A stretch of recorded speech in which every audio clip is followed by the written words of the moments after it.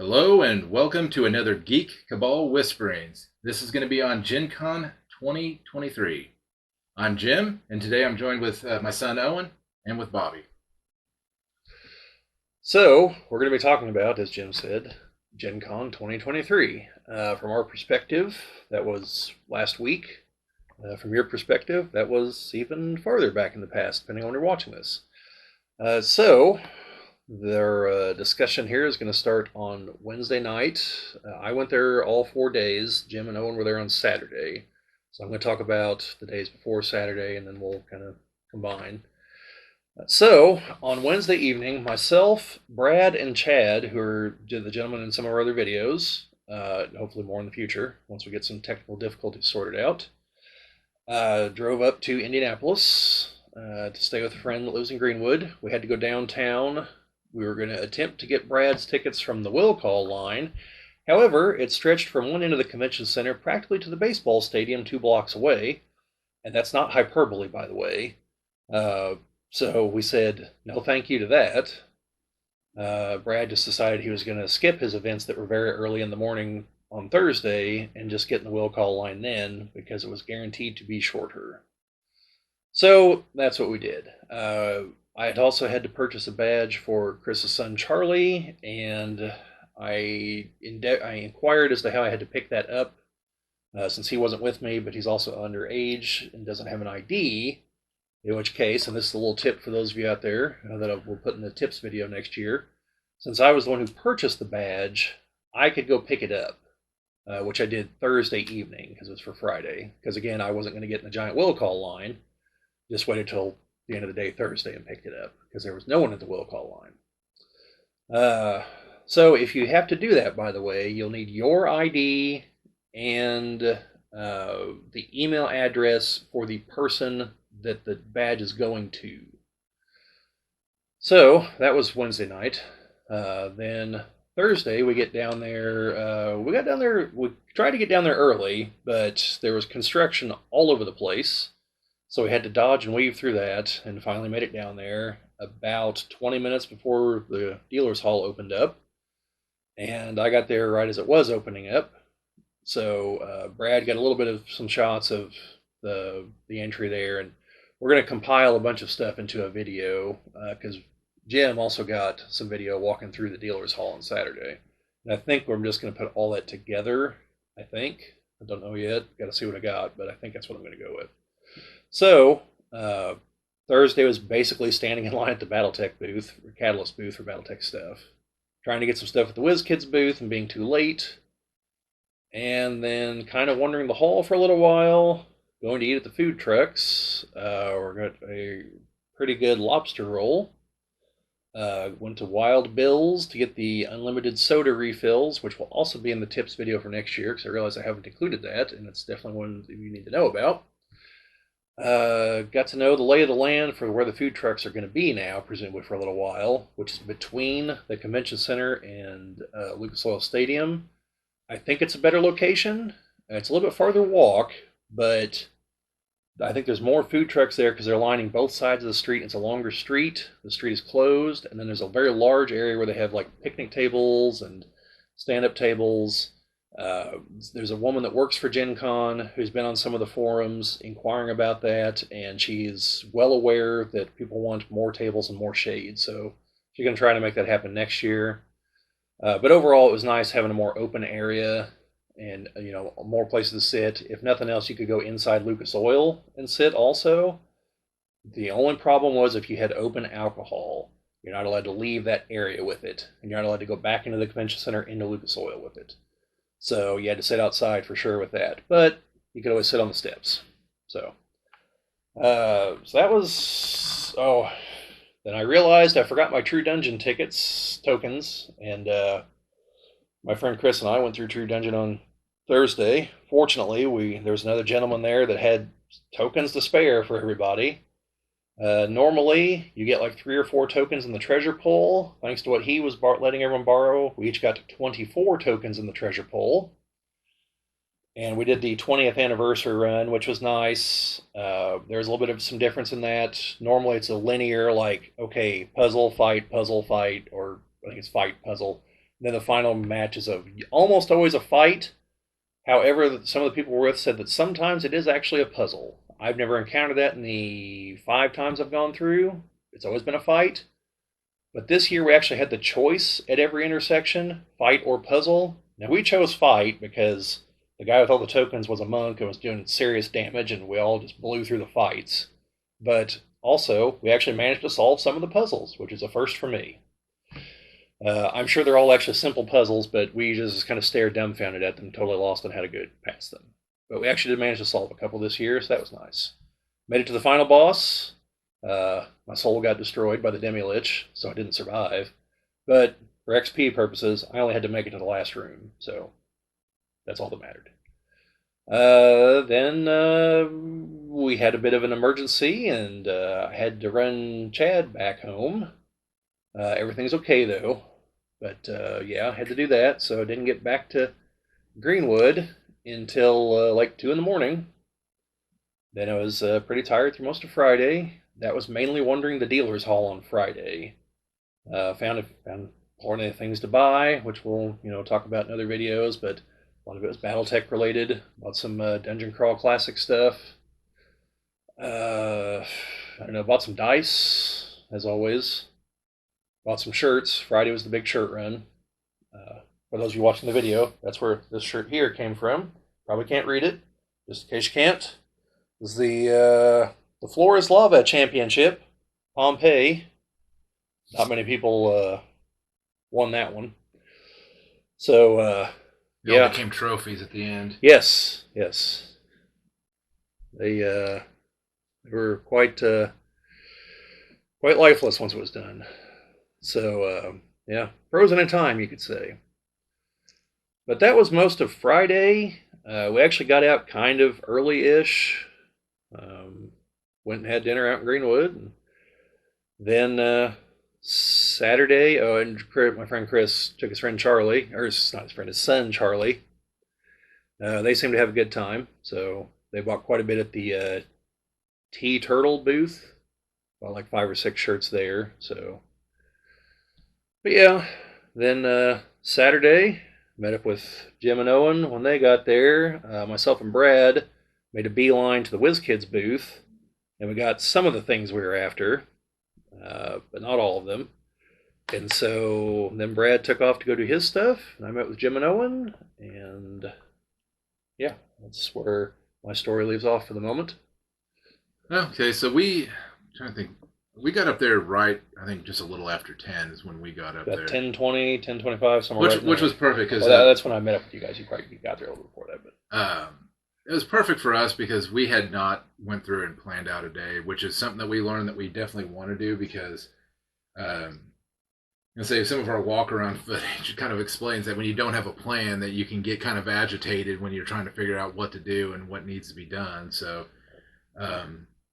there may be some points in the walk-around footage that you may hear the sound go silent where some heated discussions were being had and the such. So yes, because as in reviewing the footage, I've decided I'm going to leave in the background noise just so you know what it sounds like.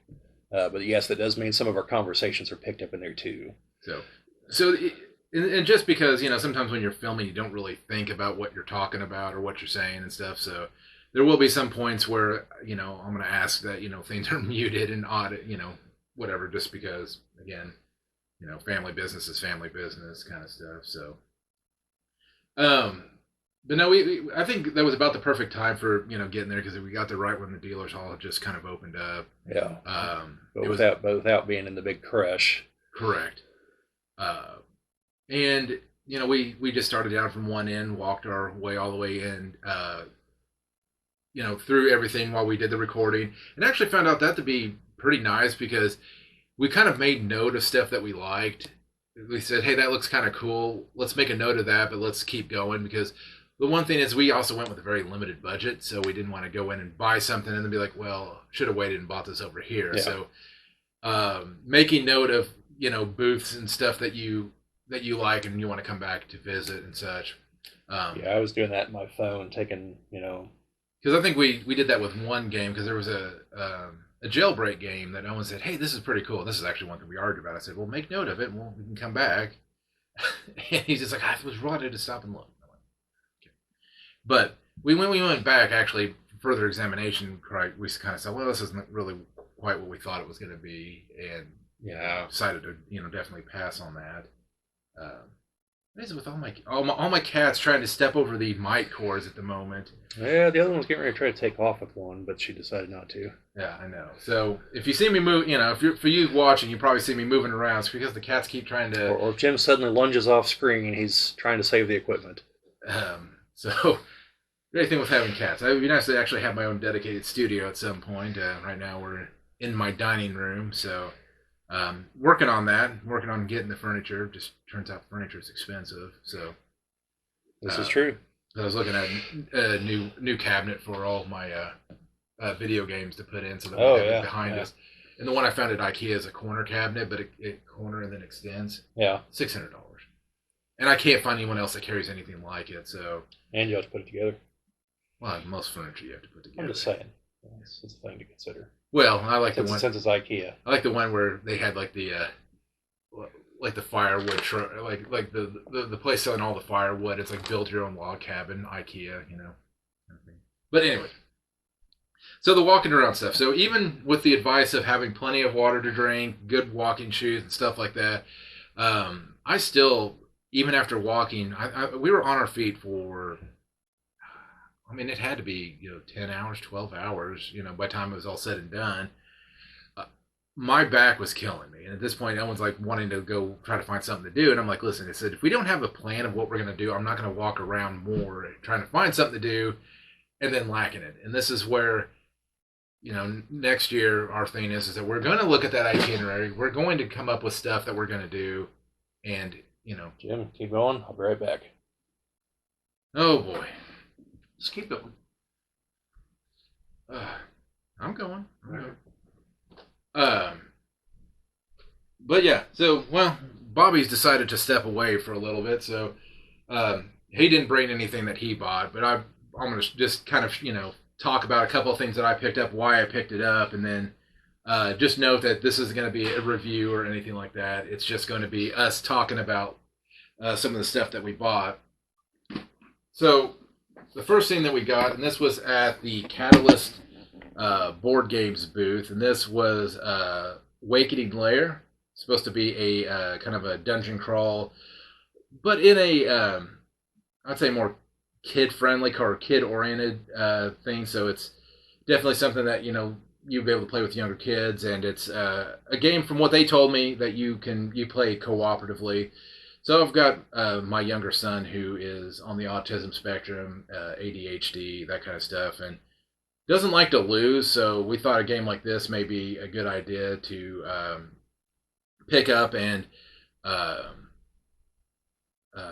guess try it out, see how, see what he thinks about it, see if it's something that we can play together as a family. Because I definitely want to find stuff that we all can play versus just me and Owen playing.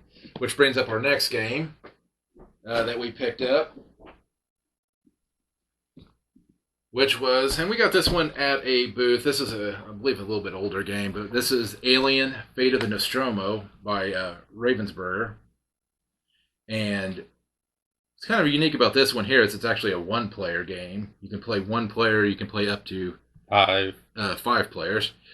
So Owen's been kind of digging into this a little bit because this is going to be another one we're going to want to do a review on and maybe even a play, live playing or whatever. It's a cooperative game. Co-op survival game like where you have to gather resources and craft items to complete objectives. And while you can play with one player, it's the mechanics definitely do not lean towards playing with a single player. It's meant to be played with multiple players so that the alien has more chances of attacking and killing the crew. So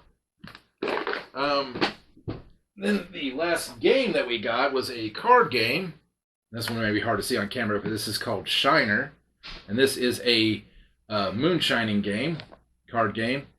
And this was by a very small studio. And again, this is something that we'll do a review on and talk about in more detail. But we wanted to pick up something that was, definitely from a smaller, group. I think the guy said he only had 2 games currently out that he had for sale. And the other one was a hot dog card building game. Oh yeah, you said something about that one. So yeah, so just a kind of a variety. So one for one for the whole family, one for me and mostly like me and Owen, maybe for the adults in the room. And then the other one is just another 2 to 3 player game. So it's again not one you're going to have with a lot of players. But he did say with that one though that if you wanted to play with more players, you just have to buy more decks.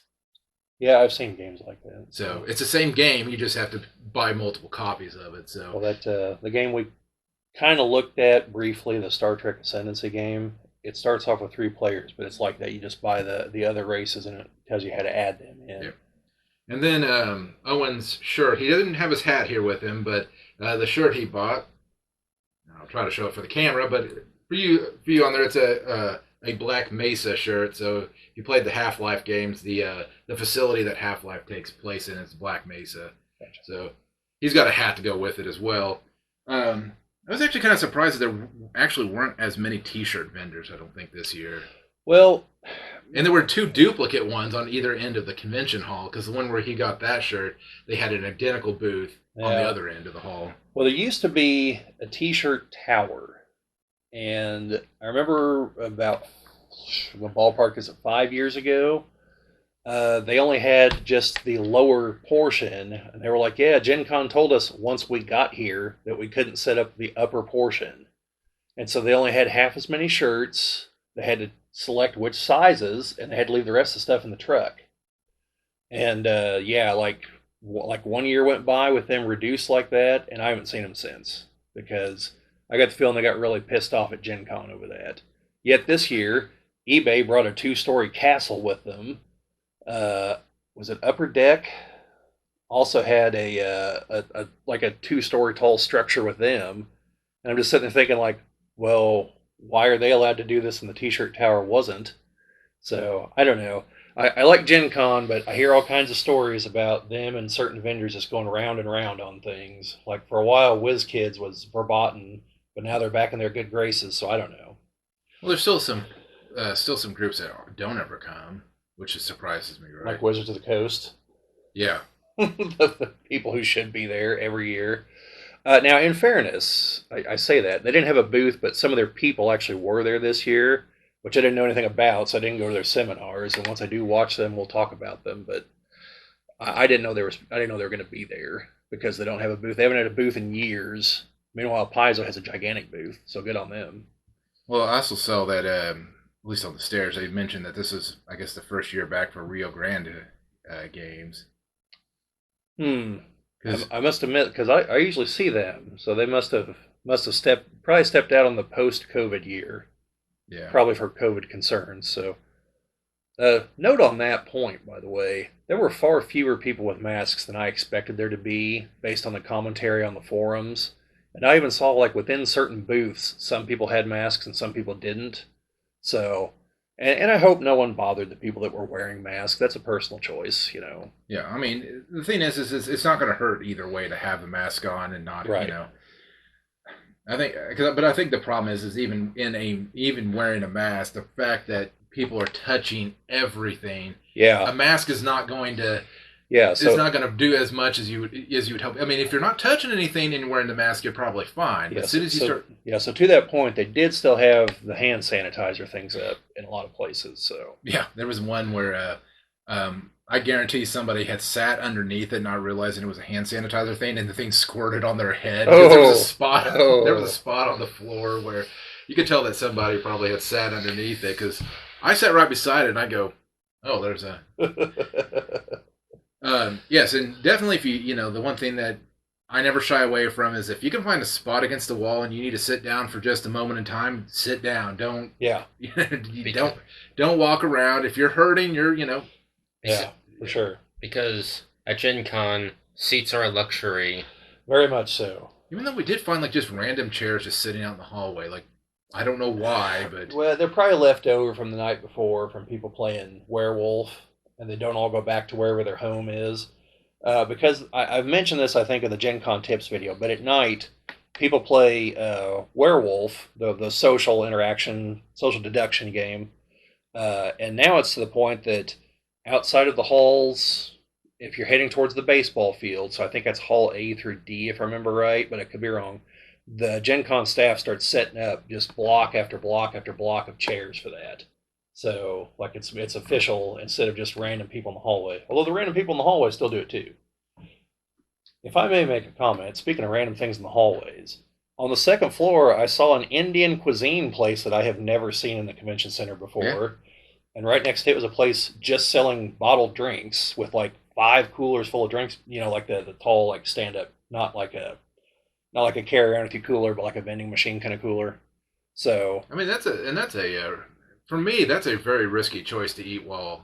yes, yes. I mean, I love Indian cuisine, but it's one of those that you want to make sure you have a bathroom nearby because, for me at least, it does not stay with me long. So Yeah. Also, after having sampled the restrooms in the convention center, I have found the one that I think is the one to go to for the men.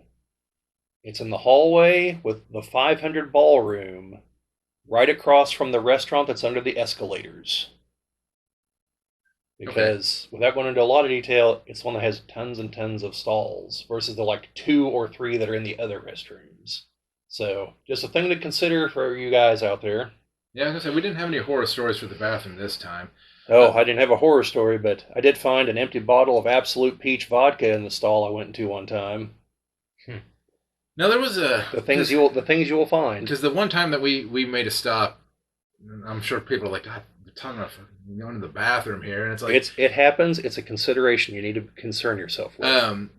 But there was a couple of them that were in some of the hallways that transition between like those kind of side hallways that go not the main hallways, but like the ones that kind of transition between two different parts of the convention center. Those were most of the time not heavily trafficked. So Yeah. it was. Yeah, the ones that are in out of the way locations are typically the cleaner ones, and typically there's far less people in them. So the ones in the main areas, that's where I found the Absolute vodka. So does the balloon guy normally wear his balloons? No, that was a new one on me. Like, so every year there's a big balloon display, and this year it was the moon landing, and the guy made like an astronaut, and then he started getting into like the balloon suit for the astronaut. We were looking at like, what the hell is going on over here?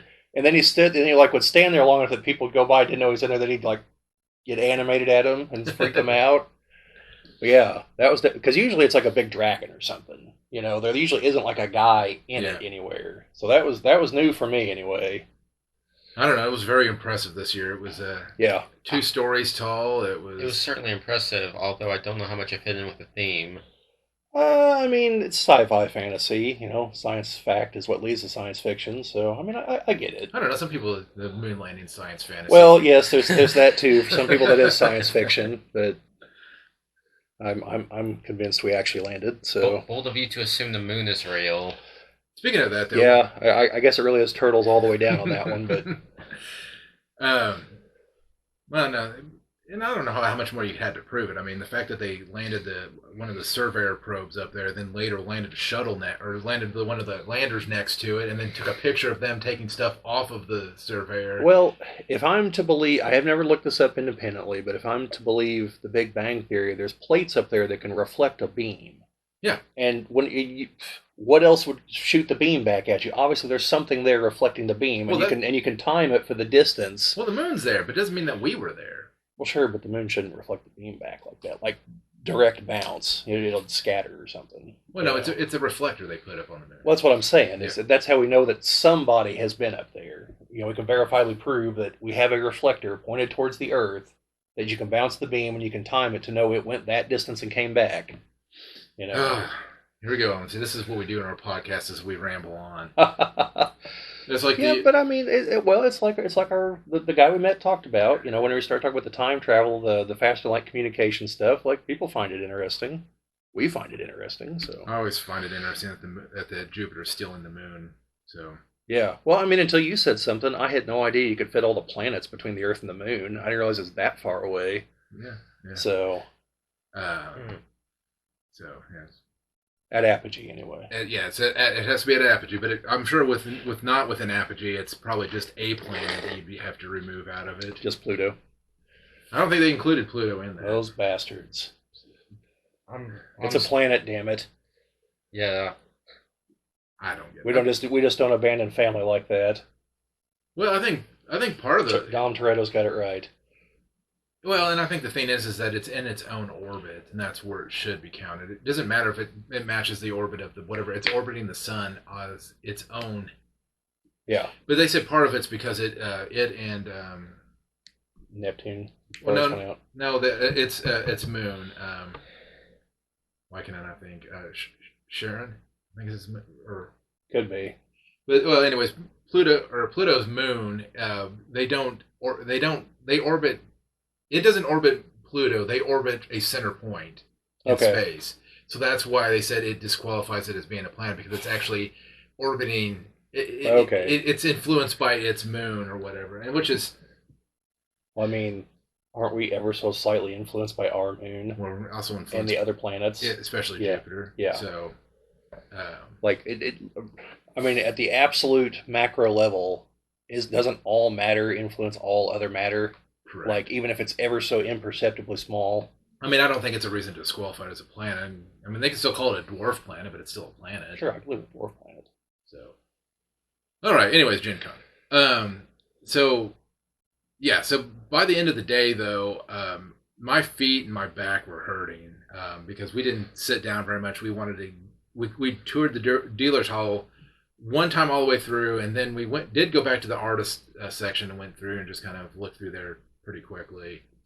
But I mean, more thoroughly than we did the first time, which was just walking down kind of one aisle and then saying, "Hey, we're going to come back to this." Got to check out a couple of things. But then, like by the end of the day, it's like without a plan in mind, just wandering around trying to find something to do. I was like, I can't do it. I was hurting bad. So yeah, because you guys didn't go to the costume contest. So you didn't sit down for 2 hours. And although, did you mention going to the Spaghetti Factory? Yes. Oh, haven't yet. No, haven't had yet. That's where we. So after we were done, we went to actually before this was after we ate at Spaghetti Factory. We decided if we were going to go back to the convention center, do any further looking, and then we decided to leave.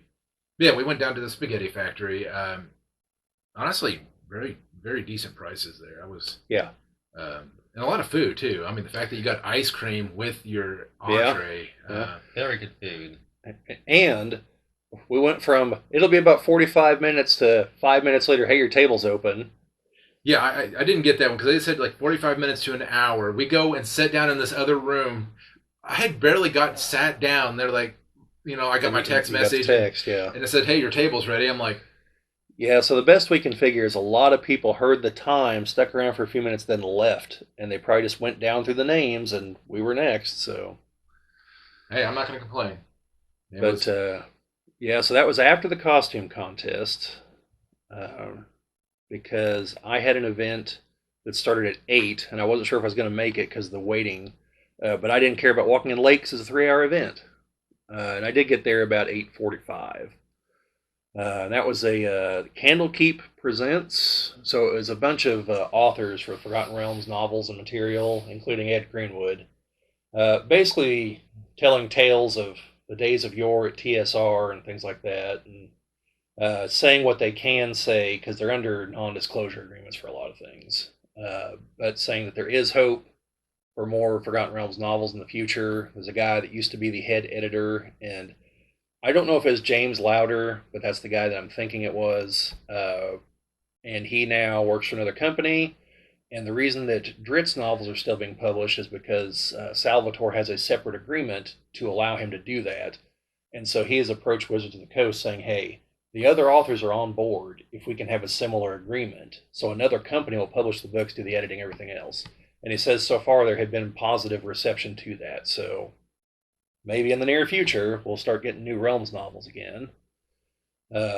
Yeah, that was the gist of that. And I got some, I'll show the pen and some of the paperwork and stuff we got from that. And, but that was nice. It was interesting. I didn't think I was going to stay through the whole thing, but I ended up staying until 11 o'clock. So the costume contest was great too. But that was most of my Saturday. Owen, you got any stuff you like to talk about?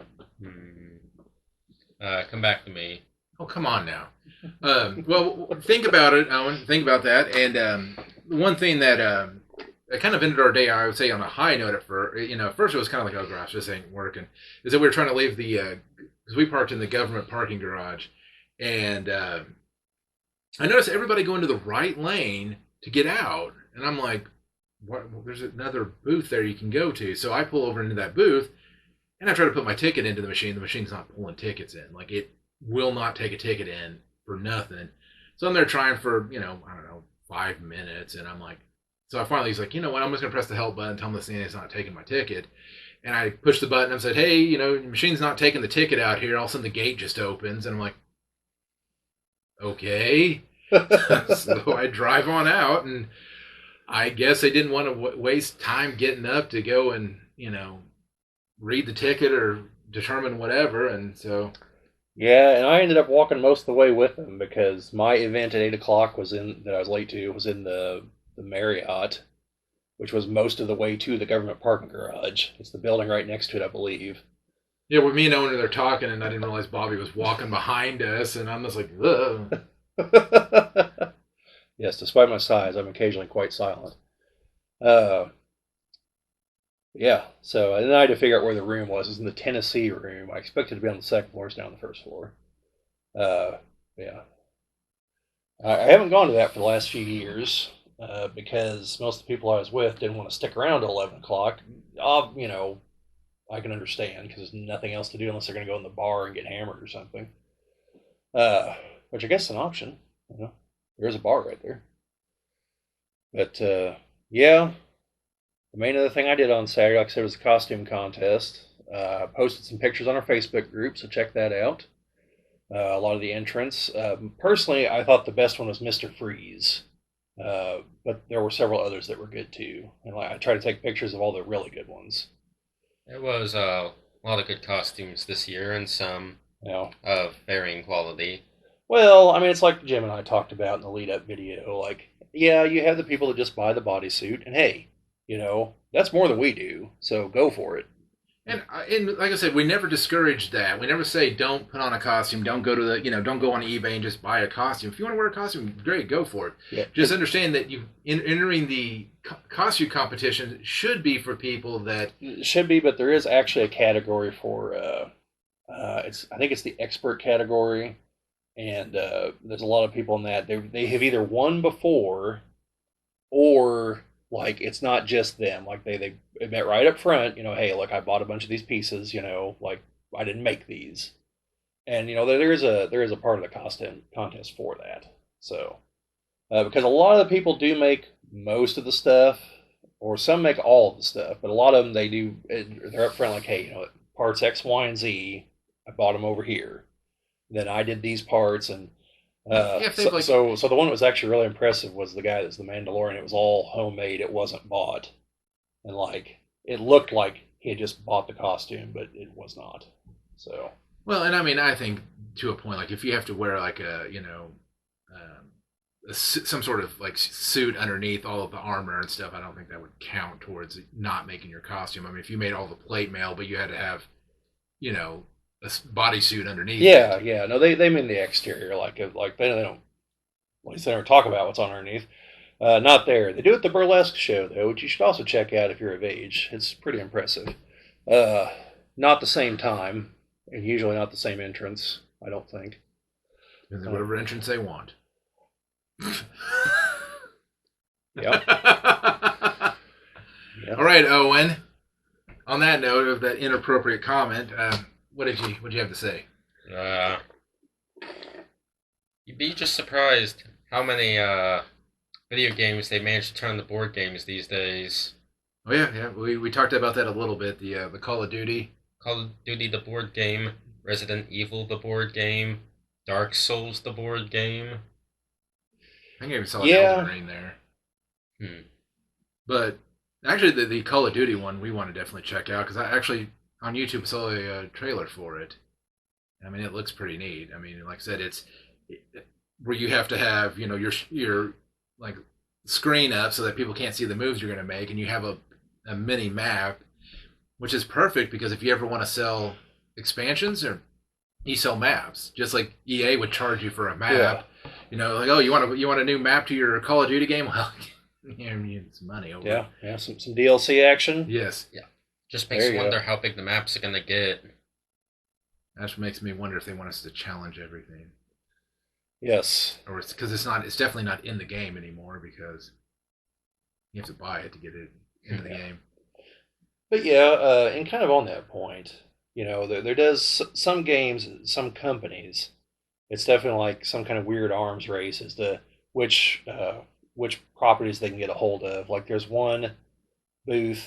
I don't know what the game is. They're in the catalog, but they've got like the Highlander franchise, The Crow, Total Recall, like several other '80s action and horror movies.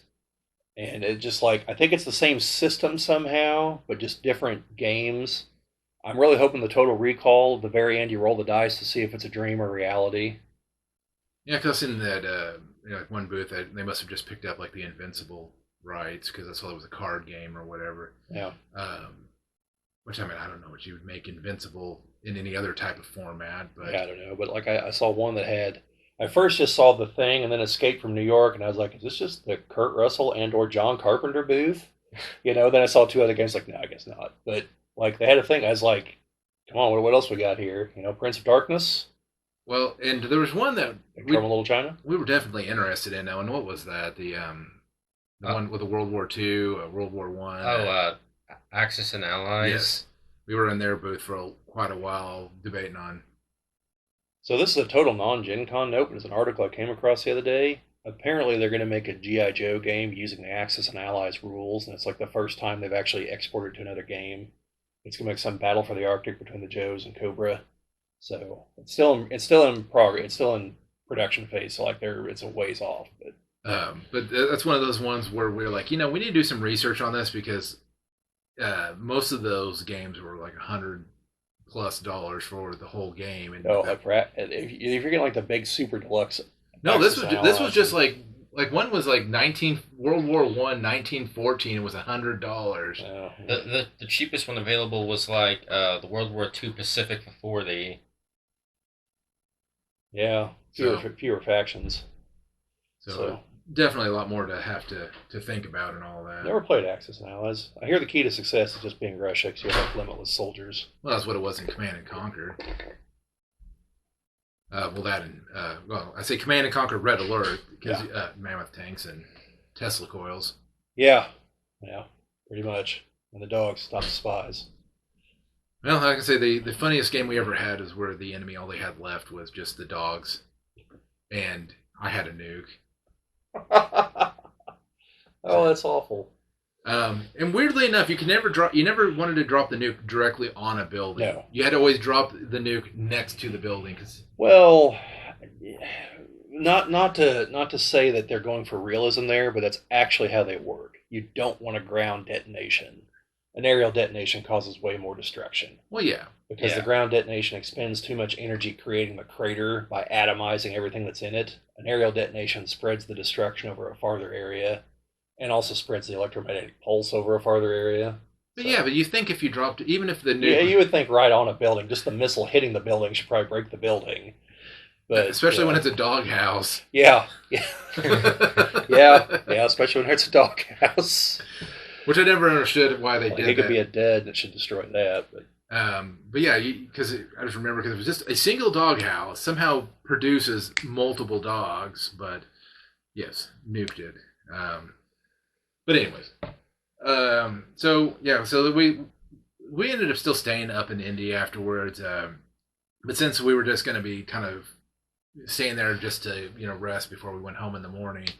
We definitely didn't stay in town because as you got further out from town, the prices got cheaper. Yes. But I do kind of wish I hadn't already paid for the hotel because I would have just went home at that point. Because honestly, that drive to Indianapolis is not too bad anymore. Well, it's really a shame you guys left the next day because I could have gotten you badges. Because since Chad left, we had his badge, and Chris ended up not going downtown Sunday, so... It's all right. I know you had to get back. I'm just saying, like, if something had changed, and if all else fails, Sunday's the cheapest day. Like $17 for Sunday versus like $90 for Saturday or 80 something. For Saturday. Yeah, because with us getting the stuff shipped to us, it was like right around $200. Yeah. So, um, but I'm hoping that we're going to at least hit up one more convention this year. I'm hoping that we can get down to the Owensboro. Oh, the Toy and Comic Show. Yeah. Yeah, Chris expressed a little bit of interest in that too. So Because for the comics mainly, but well, my youngest is my youngest is a big SpongeBob fan, but actually in a way that he likes to read the transcripts of the episodes. yeah. So Tom Kenny's going to be there, so he's the voice of SpongeBob. So Okay. he wants to go down and meet him. He's also, I believe, Patchy the Pirate on the show, and at least in one episode where they come up to the surface and there's a diner that's exactly like the Krusty Krab, but and all of the voice actors play their respective. Oh, okay. That's clever. So you have what was it, Clancy Brown. Am I right? I don't know who does all the voices, but Clancy Brown is a voice actor as well as a real actor, so it's not surprising. Yeah, he does Mr. Krabs. So say I think he's best known for doing Lex Luthor in the DC stuff. As far as voice acting, real acting, I would think it's the Kurgan is probably his most popular role. Yes, that's him. Yes. I'm just thinking of what his most popular role is. It's probably the Kurgan. I don't know what else it'd be. Yeah, he usually plays bad. Probably not. Probably not his character in Buckaroo Banzai. Yeah. Mainly because no one remembers Buckaroo Banzai. What? Exactly. We'll have to do a review of that at some point. That's some of Peter Weller's finest work this side of RoboCop. We'll also got to do our review on Big Trouble in China. Yes, since the movies are ever so technically related. So, anyways, so what happened Sunday after we left? Sunday, well, we still got down there early because Brad had an event at 9 and actually got him there on time that day. So, yay for me. Then went to the dealer's hall. Didn't have a reason to go to WizKids on Sunday because they'd already sold out the stuff. So I basically just tried to walk around and view the other parts of the dealer's hall, but I know there's still parts I didn't get to because there's a company that I know was there that I never saw. That'd be Infinite Black, by the way. They make dice. I had sent them a thing saying, hey, if we could get together and do an interview, which I actually got a response on 2 days ago. Like, sure. Yes, it was actually. So if we can work something out, they're willing to do an interview with us. Like even after the fact, they're still willing to. So if we ever get the whole distance thing worked out, we're going to. Otherwise, we'll probably look at a convention next year. But they do a lot of dice that have like the Cthulhu theme thing going on, and that's what I wanted to ask them. Like where do they get their inspiration, stuff like that? Because I've got a lot of their dice. They are pretty cool looking dice. But yeah, I kind of walked around, went outside to the Wild Bill's soda. My friend Chris, the whole weekend was looking for grape, and they didn't have it. They had some other bologna flavor, not literally bologna, but like rocket fuel or something. It's like pure sugar. So of course Sunday they had grape, and being the good friend that I am, I sent him a picture to show him because he wasn't there, and told him it was great, and I drank one for him. His reaction was what you'd probably expect. So anyway, went out there for that. I tried the Queen's Gambit pizza at the Hot Box Pizza. It was good, by the way. The mustard was kind of spicy, but they were judicious with it, so it didn't overpower everything else. Had they put more on it, it would not have been good. But, interesting combination of flavors. Then Brad and myself went to the Dungeon Crawl Classics, Goodman Games, drawing that they have. As you buy stuff at their booth in the convention center in the dealer's hall, you get raffle tickets. Then on Sunday you take them over there and enter them in, and they draw. Last year I won a belt buckle. This year we didn't win anything, but since they had overspent on sodas and beers and everything, they still had a few left, and so they put them in a 12 pack of Cokes and signed the box. And so the guy that won it walked around and just started handing out the beers. So we wound up with what the hell was it? A Blue Moon White Ale, which I ended up giving to Chris because I have no interest in it. But I did buy some canned wine, though, that hopefully Sarah and I are going to try it a while. Well, I've already tried it. Hopefully she's going to try it. It's pretty smooth, too. Then went back inside. That's where I bought the BattleTech Hex Tech things that by the time this gets up, the review might already be up. some stuff from the Ironwind Metals booth, some mechs that I know won't be in plastic anytime soon. Took some pictures there. They're on our Facebook group. They're painted, professional painted. And bought one more thing at the DCC booth because after the raffle, if you had a ticket left, it was good for 20% off. So I bought one of the campaign settings, Empire of the East. Once I read through it, we're doing a review of that too. Hopefully, we can play it at some point. And then we just tried to get out of there before 4 o'clock. So, and we still hit a traffic jam trying to get out of the parking garage. I was disappointed at that point because the first day we left the mall parking garage, the first 2 days, we were allowed to exit onto Georgia Street because it's open to traffic. But Sunday, they didn't have the booths open, so we had to exit onto Illinois Street and basically go completely around the block to get to where Georgia Street connects so we can get out of Indianapolis. Then we went to Chris's house, got our stuff, and on the way home, stopped at Gray Brothers in Mooresville for some food and some pies. So, excellent cafeteria-style dining if you're in the area, by the way. So, that was pretty much Sunday for us. So I think Brad picked up a few other things. And hopefully, the way it's going to work is hopefully we're going to get Brad and hopefully Chad to film some other videos. And we're either going to connect them to this one or we're going to do them separate. But somehow we're going to have their take on it too. Or if we can all get together in the next couple of weeks, we're just going to refilm all this. But hopefully not, because we've spent like an hour on this now. Yeah, so, we don't need to refilm it. This could be our thoughts. They can get their thoughts. Yeah.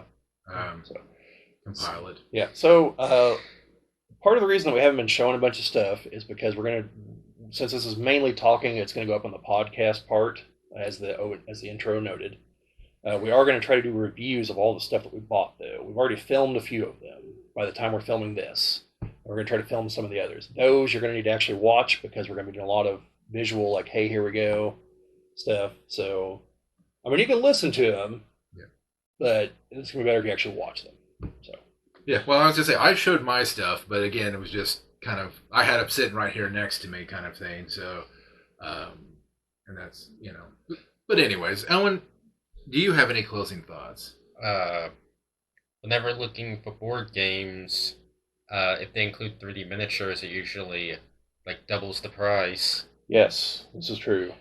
I mean, but that's what, there was so much eye candy. That was the one thing, like going around all the different booths, all the different miniatures.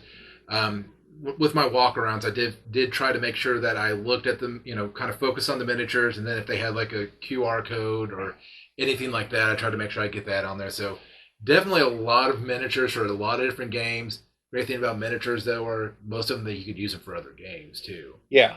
I mean, there are booths that just sell just generic fantasy miniatures, Well, even some of them come with a game that of their own, design, but I could definitely see like, oh, I'm going to use this in my D&D campaign. I'm going to use this, over here and do it for that, or I'll just put stuff up. I mean, there was some I'd say they were miniatures, but then they would have like these giant sculpts of them as well that, would be foot, 2 feet tall sometimes, depending on how big they were. So like they just blew them up. I don't know if they were just displays or if they actually had them to sell them too, or could be.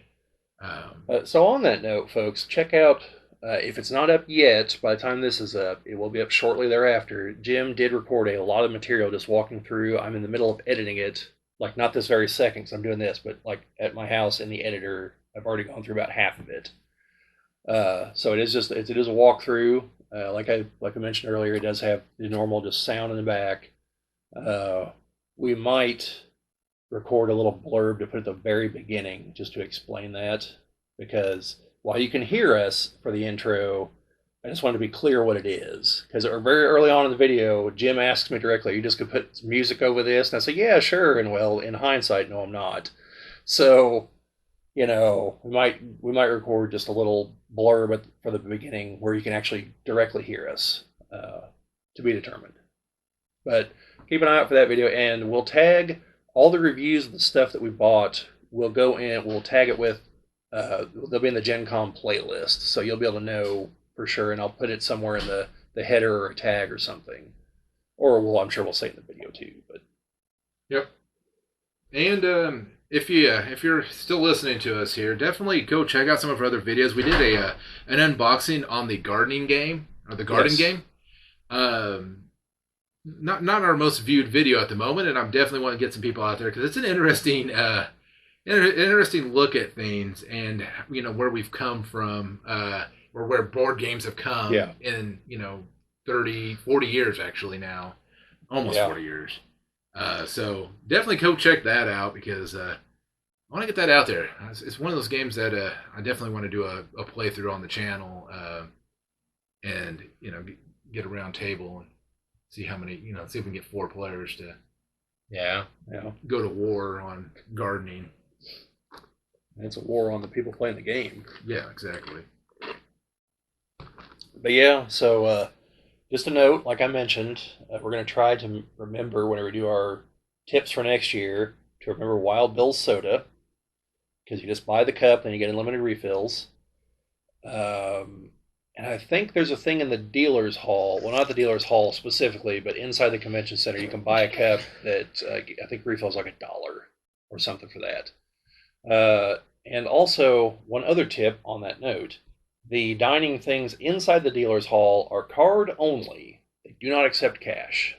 So, whereas the food trucks are, most of them accept both.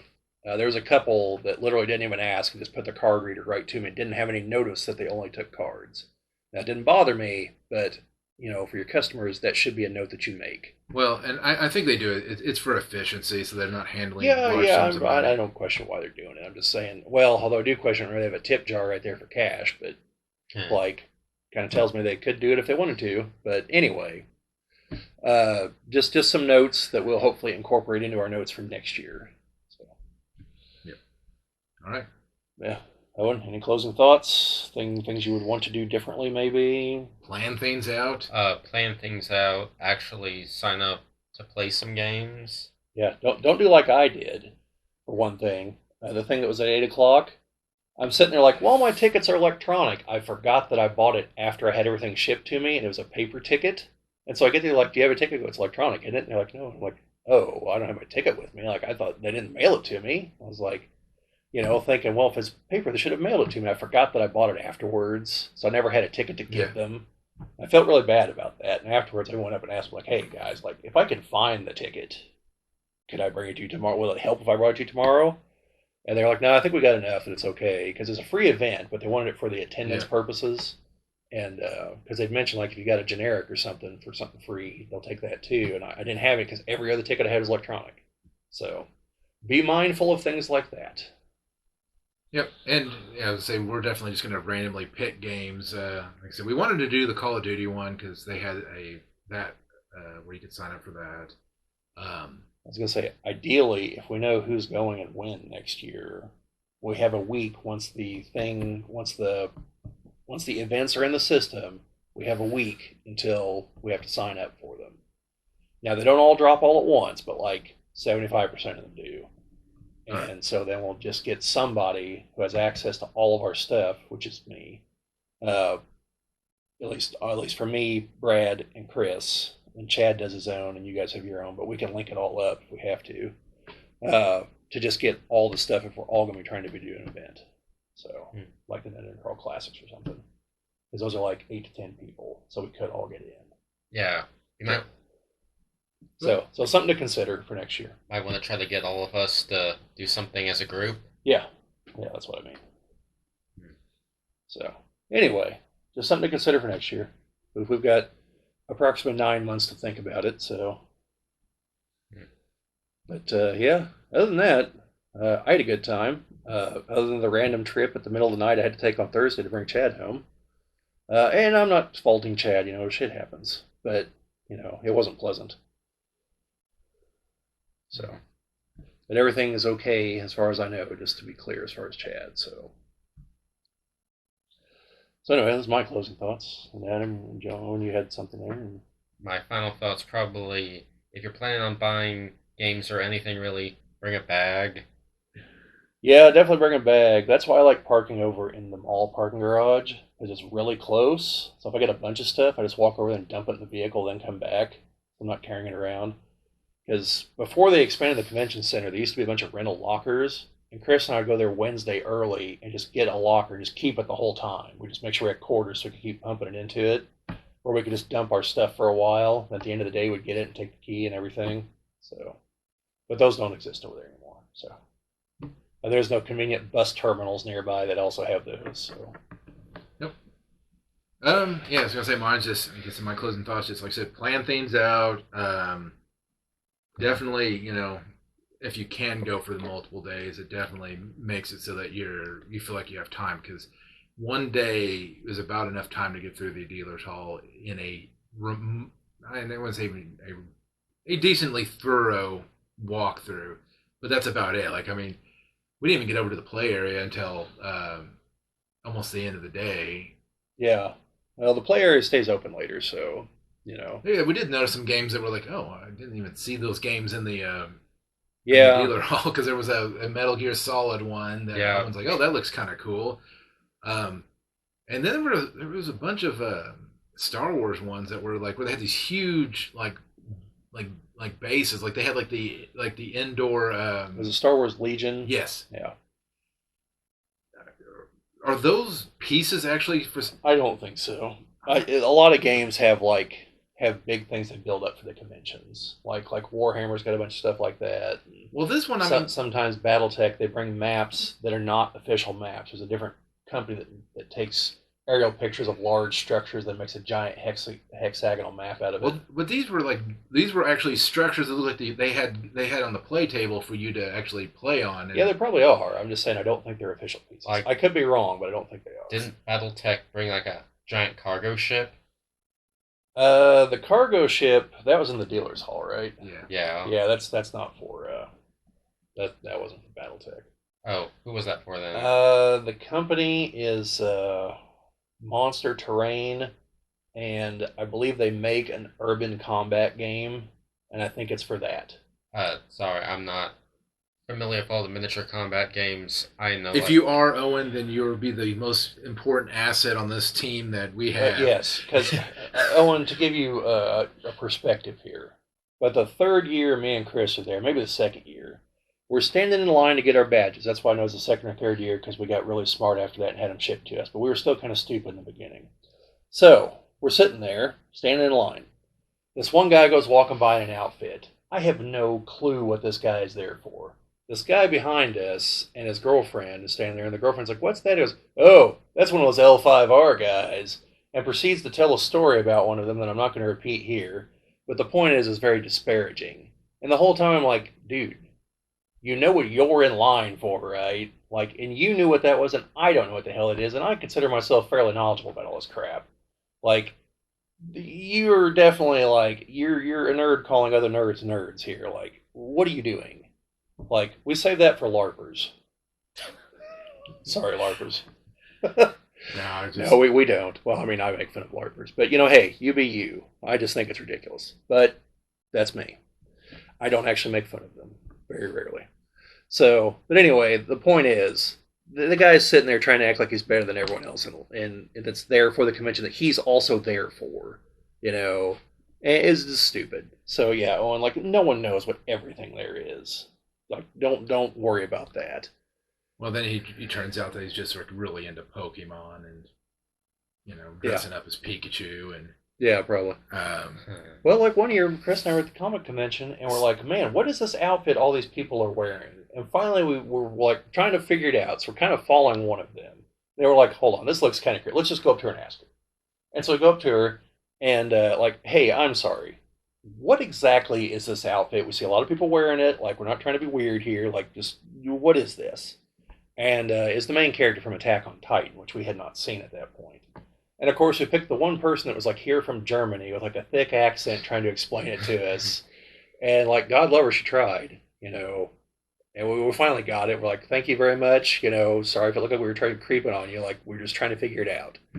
Because from a distance, the outfit also vaguely looks like the outfit that Starbuck in the original Battlestar Galactica wears. And so I was like, well, there's no way it's that, because that show came out like before any of these people were born, and they'd be modeling it after the newer Battlestar Galactica, if anything. So it's got to be something else.